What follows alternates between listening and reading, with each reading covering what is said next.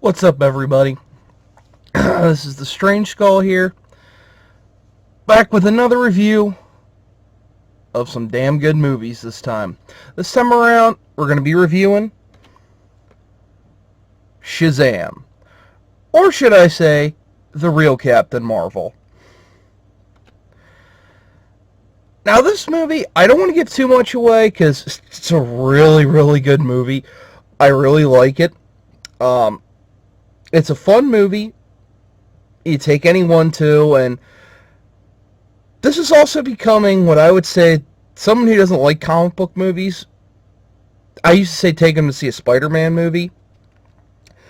I view this as the new standard. To take someone who doesn't like comic book movies to go see this movie. It's really good. Zachary Levi does a good job of being Shazam. He seems to enjoy the role of being Shazam, which is nice to see for a change. Unlike some of these actors who just seem like it seems like there's like a gun pointed at them to be in this movie. Brie Larson. Or they're doing this to political grandstand. Brie Larson. But let's not talk about that tired old cow. Let's talk about actually the real Captain Marvel, which is Zachary Levi as Shazam. Pretty basic origin story for a superhero, I'd say. They took his comic origins, I think, more along the lines of the New 52 version, which I unfortunately didn't read. I like the character of Shazam, but I've never actually read him in the comic books. I've only ever seen him pop up in other comics like Kingdom Come and Batman and Superman Public Enemies. He's in that. All good comics, but I've never actually read Shazam's actual run in the comics. I know of him, and I've seen his appearance in the animated shows, which is really good. Which, if you want to see a good episode with Shazam in it, it's season 1 of Justice League Unlimited. I think it's called Clash. Shazam and Superman kind of get into like sort of like a disagreement about how the Justice League is running, and Lex Luthor's involved, and they kind of start fighting. Great episode. Go find it any way you can and watch it. It's a good episode. But back to the movie here. It's a basic origin story. Billy Batson gets separated from his mother at like a carnival. He's an orphan from that point on. He like breaks out of every foster home he's in because he's trying to look for his mom. And he winds up with these caregivers that have like a group home with a bunch of kids. And that's where he meets Freddie. You meet Mary. And unfortunately, I can't remember the other kids' names. But the kids are fine in the movie. They're not annoying. They don't have the typical stupid kid sidekick thing where, oh, I'm just cute and adorable. It's just like, they're fine. They fit the story. That's what I really like about this movie, is the kid actors have to carry it. For the most part, the only adults that have to carry the movie are Mark Strong, who's the villain Dr. Savannah. He's like the most prominent, you would say, adult. But the kids are the ones that really carry this movie. And then, of course, when he becomes Shazam and Zachary Levi as Shazam, and him interacting with the kid who plays Freddy is awesome. Again, I don't really want to talk more about it because I don't want to spoil it, because you guys have to go see this movie. The Shazam movie is awesome. They really get in the cheesy factor in there, and that might turn some people off, but please don't let that turn you off that it's cheesy, because that's Shazam. Shazam is cheesy. He is a cheesy character. It's just that's the way he is. Don't let that scare you. Shazam is a big cheesy character because he's a kid in an adult body. Imagine if you were 10 years old and you had those powers. You'd be kind of dorky too. But it's a really great movie. One thing is, like, Mark Strong is really good as Dr. Savannah, and it just kind of irks me going, damn it, DC, he's so good as a villain. Why did you not cast this guy as Lex Luthor instead of that little pissant you got in Batman vs. Superman? But then again, that was probably director's choice because Zack Snyder is a shit director and David Goyer can't write. Little tattooed midget. But anyway, my recommendation, go see Shazam. If I had to give it a rating, I rate the scales on 1 to 10. I think that's just it's a more fair than 1 to 5. I think 1 to 5 is too small. I do 1 to 10. 1 being absolute dog shit. 10 being awesome. I give this movie a 9.5. It's that fun. And it's the thing, my last point here about Shazam, I think it's kind of funny is, Captain Marvel was set in the 90s, the Brie Larson shit show. But Shazam feels like more of a 90s movie than a movie that was actually set in the 90s, which I find very funny. But please go see Shazam. You'll like it. Highly recommend it. Now, I gave you the good. Now let's get to the bad here. My thoughts on the Joker movie.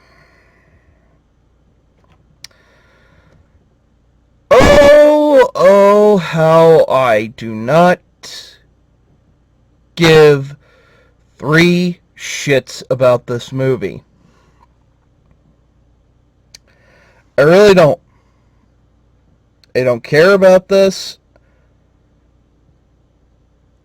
A lot of people are excited about this movie.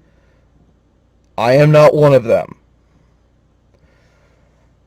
All I think is, this is DC again, just trying to replicate Heath Ledger. And I know a lot of people have been on flapping their gums about this Joker, like, oh my god, it looks fantastic. The cinematography is just like, I don't give a shit. This isn't the Joker. This is the Joker. That is not the Joker. Joker, not Joker. Joker, not Joker.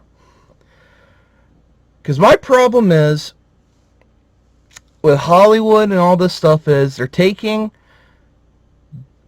villains and trying to turn them into anti-heroes. As much as comics are filled in gray areas with people who are not wholly good and wholly evil, there are just some characters that are evil. And that is the Joker. The Joker is evil. There's no redeeming qualities about him. He is a nihilistic narcissist. And all he wants is death and destruction. That's all the Joker wants.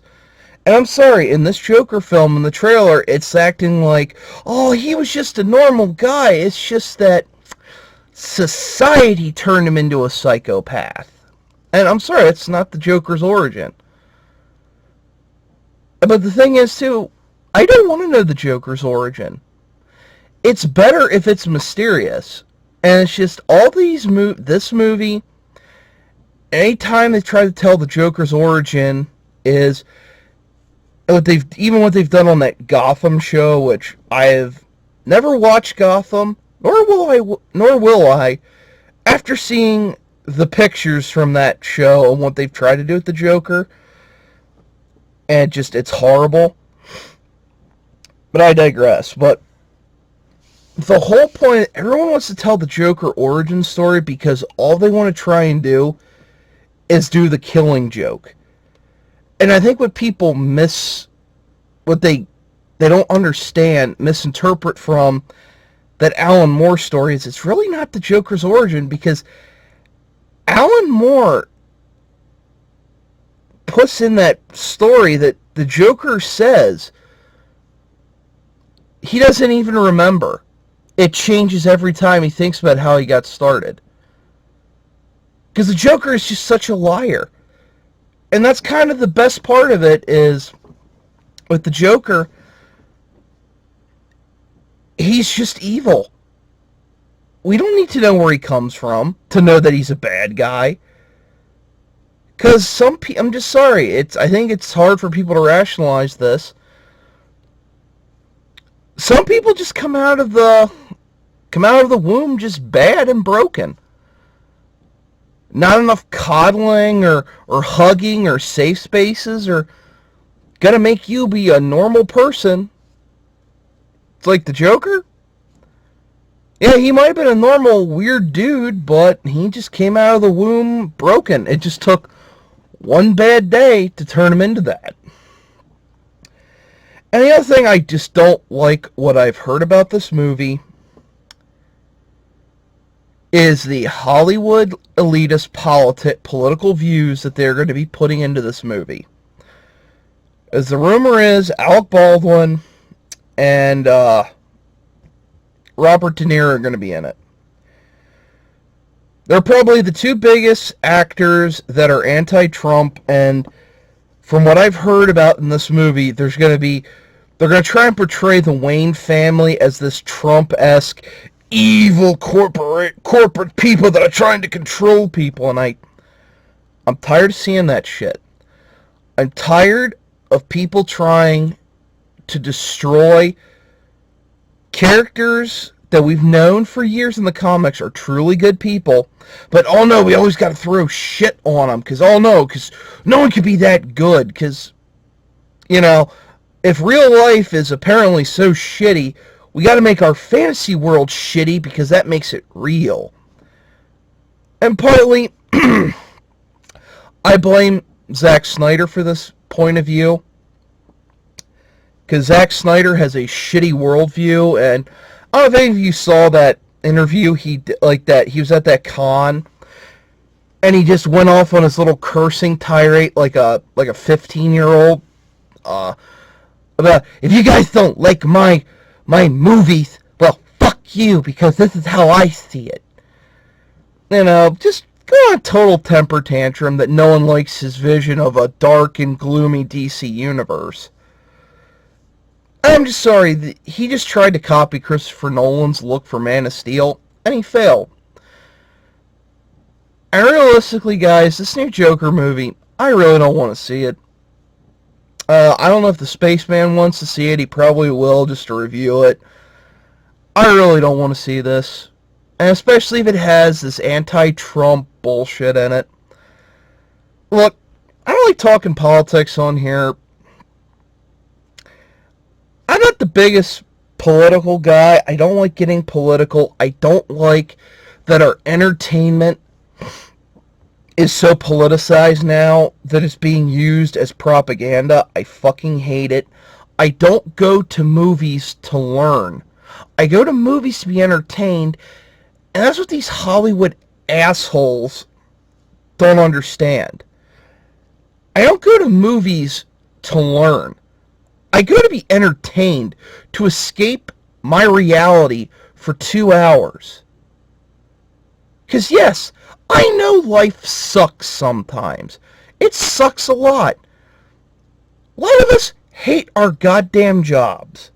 But you know what? We go and do it, and we have to, because that's life.